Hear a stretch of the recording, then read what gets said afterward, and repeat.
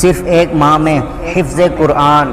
جناب سید ایوب علی صاحب رحمۃ اللہ تعالی علیہ کا بیان ہے کہ ایک روز اعلیٰ حضرت رحمۃ اللہ تعالی علیہ نے ارشاد فرمایا کہ بعض ناواقف حضرات میرے نام کے آگے حافظ لکھ دیا کرتے ہیں، حالانکہ میں اس لقب کا اہل نہیں ہوں۔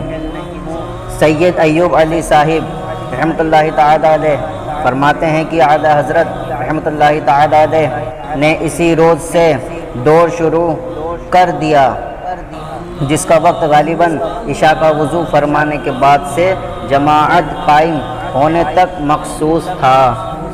روزانہ ایک پارہ یاد فرما لیا کرتے تھے، یہاں تک کہ 30ویں روز 30واں پارہ یاد فرما لیا۔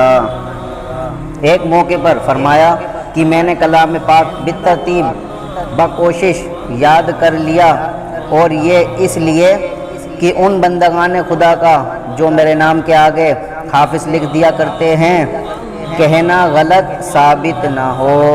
اللہ عز و جل کی ان پر رحمت ہو اور ان کے صدقے ہماری بے حساب مغفرت ہو، آمین بجاہ النبی الامین صلی اللہ تعالی علیہ وسلم۔ اسلامی معلومات کے لیے سبسکرائب کیجیے، ہماری لیٹسٹ ویڈیو کے لیے بیل آئیکن پریس کیجیے۔